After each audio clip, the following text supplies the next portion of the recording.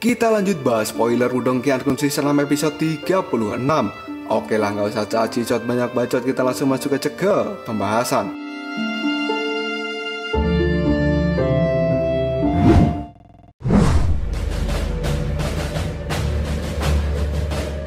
Pertarungan sengit masih terjadi di lembah binatang. Namun kelompok dari Teng Hu dan juga Chen Mo mengalami kerugian besar setelah Lindong menggunakan dunia yang melahap untuk melumpuhkan semua orang yang akan mengeroyoknya. Setelah itu, Teng Hu pun tertekan oleh harimau penghancur bumi dan Chen Mo sendiri tertekan oleh Rehan boneka darah. Sementara Lindong masih berdiri di tempatnya.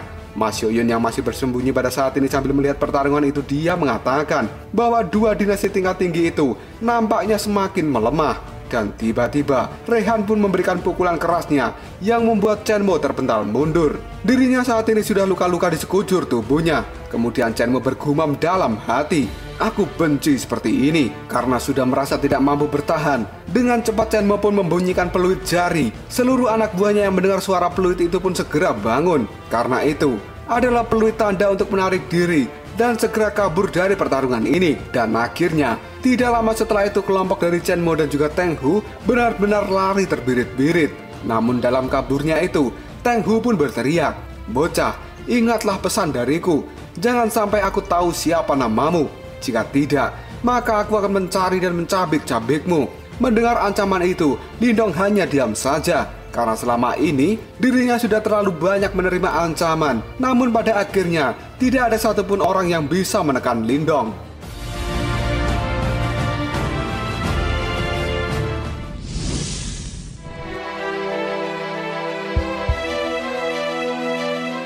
Harimau penghancur bumi, Lindong, dan juga Rehan menyaksikan kepergian kelompok dari Teng Hu dan Chen Mo. Dan kini harimau penghancur bumi merasa lega. Dia pun berkata, akhirnya mereka pergi juga. Dan setelah itu, Lindong pun menoleh pada harimau penghancur bumi lalu mengatakan, "Harimau besar, untuk selanjutnya aku akan menagih apa yang sudah kita bicarakan sebelumnya soal imbalan untukku karena telah membantumu." Harimau penghancur bumi pun mengatakan, "Baiklah, aku bukanlah orang yang tidak tahu terima kasih. Katakan apa yang kau mau dan berapa harga yang harus aku bayar." Lindong pun melihat ke sarang harimau. Dia menunjuknya sambil berkata, "Sangat mudah untukku mengatakan apa yang aku mau.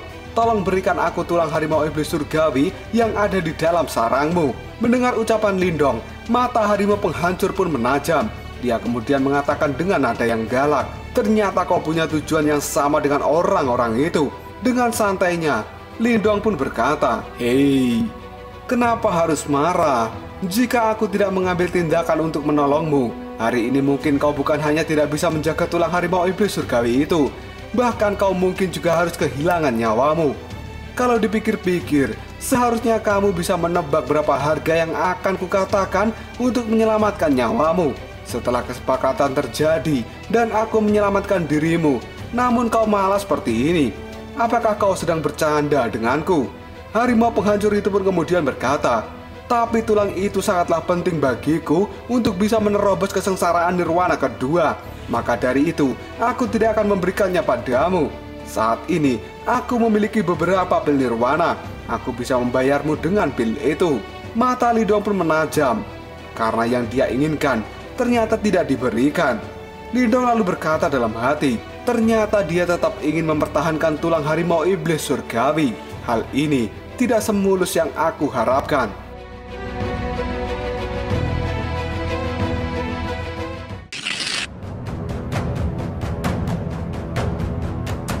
Di saat Lindong sudah mengalami kebuntuan, tiba-tiba saja Xiaodiao muncul dan dia berkata, "Hei, kenapa kau membuat suasana menjadi kaku seperti ini? Santailah sedikit." Melihat kemunculan Xiaodiao, harimau penghancur bumi pun waspada dan dia berkata, "Roh iblis, kenapa aku merasakan hawa semacam paksaan darinya?" Xiaodiao kini mulai berbicara pada harimau penghancur bumi. "Harimau besar, jika kau memaksakan menggunakan tulang harimau iblis surgawi itu, aku khawatir kau tidak akan selamat setelah mencoba kesengsaraan nirwana kedua. Bukan hanya kau tidak akan mendapatkan kekuatan yang besar, justru tubuh dan juga tulangmu akan menjadi sakit. Untung yang kau dapatkan tidak lebih besar dari kerugiannya." Mendengar ucapan dari Xiaodiao itu, Harimau penghancur bumi pun ngegas. Tapi kesengsaraan nirwana itu sulit dilalui. Jika tidak ada tulang harimau iblis surgawi, kemungkinan besar aku juga akan mati. Lebih baik sekarang aku bertaruh daripada tidak sama sekali. Karena si harimau itu ngotot.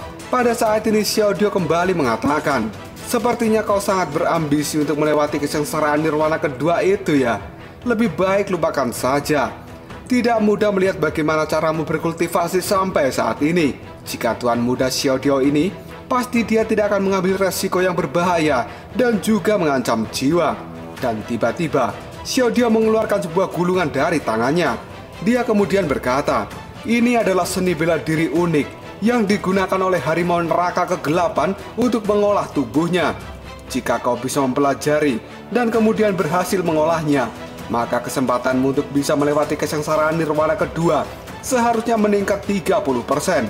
Melihat gulungan itu, harimau penghancur bumi pun kaget dan dia berteriak, "Hah? Seni bela diri pengolah tubuh dari harimau neraka kegelapan?" Xiaodio kemudian melemparkan gulungan itu dan seketika harimau penghancur bumi langsung cengok.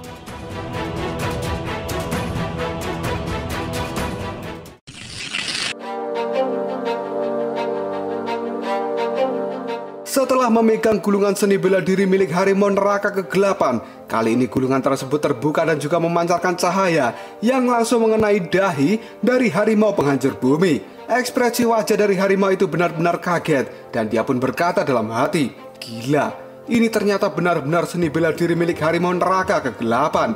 Dan setelah itu, harimau penghancur bumi berkata pada Xiaodio, benarkah bahwa seni bela diri ini dapat meningkatkan keberhasilan dalam mengalami kesengsaraan nirwana kedua? Namun kenapa hanya 30% saja? Apakah tidak bisa lebih? Mendengar kata-kata itu, Xiaodio pun terdiam. Dan sesaat kemudian dia mulai emosi. Dengan nada suara yang mengerikan, Xiaodio pun berkata, harimau besar, aku sudah sangat sabar menghadapi dirimu. Namun semakin kubiarkan dan kusabari, nampaknya kau semakin ngadi-adi ya. Asal kau tahu, di dunia ini tidak pernah ada orang yang menerima barang-barang dariku. Dan tidak pernah ada orang yang berani menentangku setelah aku memberikan mereka sesuatu. Namun sepertinya pada saat ini kau sudah bosan hidup. Xiaodio pun menunjukkan wujud aslinya sebagai hewan iblis raksasa. Hal ini seketika membuat harimau penghancur bumi ketakutan sampai lemas. Karena di hadapan wujud asli dari Xiaodio, harimau besar itu hanya seperti seekor anak kucing yang kecil. Raut wajahnya benar-benar ketakutan sampai dia mau nangis. Harimau besar itu gemetaran sambil berkata, "Hah? Ternyata dia adalah hewan iblis Martin Langit." Tidak lama kemudian, harimau penghancur bumi lari terbirit-birit ke sarangnya sambil berteriak, Tuan Martin Langit, tolong jangan marah. Aku akan mengambilkan tulang harimau iblis surgawi untukmu." Lindong dan Xiaodio hanya memandangi harimau penghancur bumi yang lari ketakutan dan akan mengambilkan tulang harimau yang telah dia simpan di sarangnya.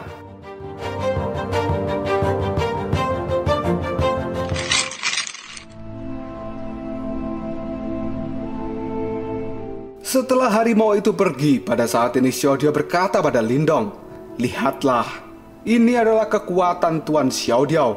Apa kau tahu sekarang betapa mengerikan dan juga menakutkannya klan Martin Langit?" Lindong pun tidak berkomentar apapun dan dia hanya mengangkat tangannya saja. Di sisi lain, Ma Xiaoyun yang tidak bisa melihat Xiaodio, dia berkata dengan lirih, harimau penghancur bumi itu menuruti perintah Lindong. Dia juga terlihat ketakutan.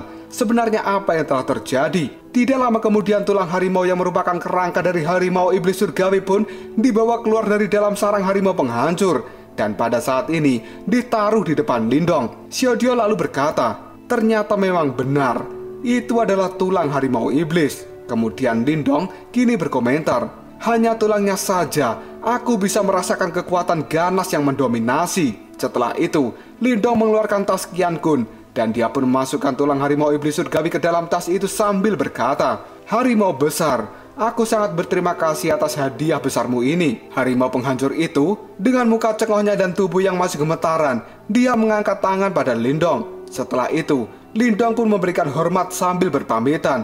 Kami masih memiliki hal lain yang harus dilakukan, jadi aku tidak bisa berlama-lama di tempat ini. Kakak harimau besar, sebaiknya kamu juga segera pergi dari tempat ini. Karena orang-orang itu, mereka tidak akan menyerah dan sebaiknya kamu menghindari mereka.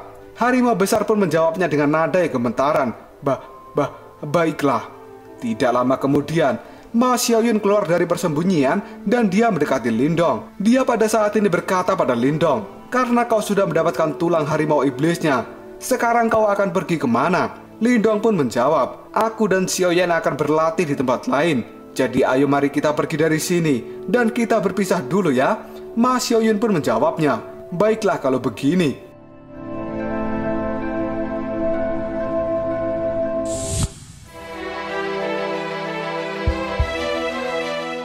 Setelah beberapa jam terbang bersama dengan Xiaoyan, pada saat ini Lindong telah sampai di pegunungan yang terletak di kedalaman lembah binatang. Tempat itu sangat sepi karena tidak akan ada manusia yang berani datang ke tempat ini karena lokasinya cukup berbahaya.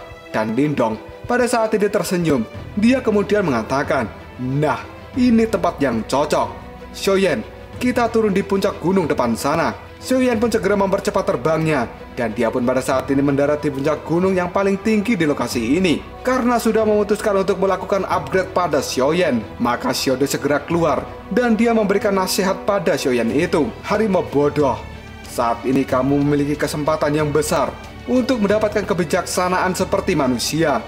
Jadi aku akan memberitahumu dengan jelas saat ini. Meskipun kau itu memiliki genetik mutan di dalam dirimu, namun bagaimanapun juga, garis keturunanmu adalah garis keturunan biasa-biasa saja.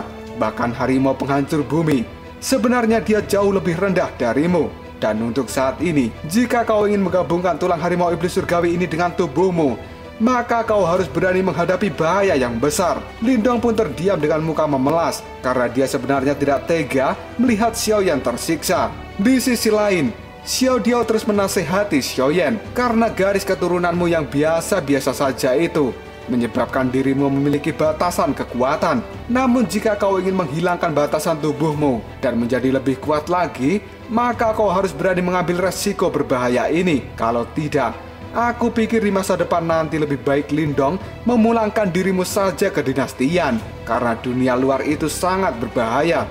Jika kau tidak memiliki kekuatan untuk menjaga dirimu sendiri, mengikuti Lindong, pasti kau hanya akan menjadi beban dan menyeret banyak masalah." Xiaoyan pun mengaum sebagai tanda bahwa dia tidak mau berpisah dengan Lindong, dan Lindong pun paham dengan maksud dari Xiaoyan. Dan kini Lindong mengatakan, "Xiaodiao, sepertinya Xiaoyan sudah siap.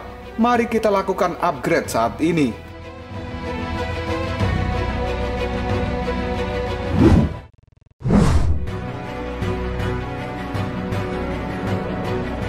Xiaodiao pun melihat Xiaoyan dengan serius kemudian mengatakan, "Hei harimau bodoh, ini akan sangat menyakitkan dan membuatmu berdarah. Namun jika kau bisa melewati ini semua, maka dirimu akan terlahir kembali sebagai harimau iblis surgawi." Tatapan mata Xiaoyan sangat tajam. Dia sudah bertekad untuk menerima resiko apapun.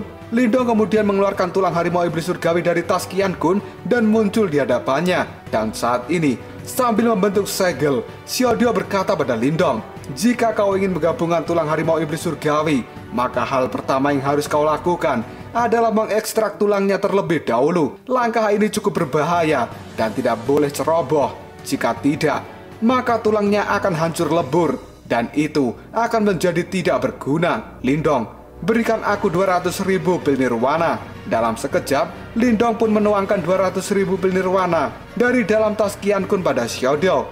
Pil itu pun berhamburan karena jumlahnya sangat banyak. Xiaodiao pada saat ini berubah ke wujud manusianya, dan dengan mata yang tajam, dia pun berkata, "Dengan energi nirwana, aku memanggil api nirwana. Bakar dan kentalkan tulang itu." Api yang besar dari pil nirwana pun segera membakar dan mengekstrak tulang harimau iblis surgawi. Kemudian Xiaodiao berkata pada Xiaoyan, "Xiaoyan, jika kau tidak bisa menahan langkah ini, maka kau tidak perlu melanjutkan ke tahap selanjutnya." Xiaoyan yang berada di hadapan api itu pun mengaum dengan keras sebagai pertanda bahwa dia akan sekuat mungkin menghadapi resiko ini demi dirinya bisa berubah agar terus bisa bersama dengan Lindong.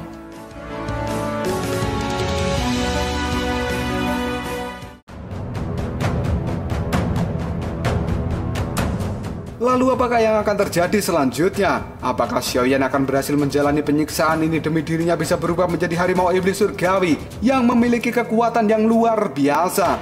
Jika kalian penasaran, tunggu aja jawabannya di next video. Kopral Sob.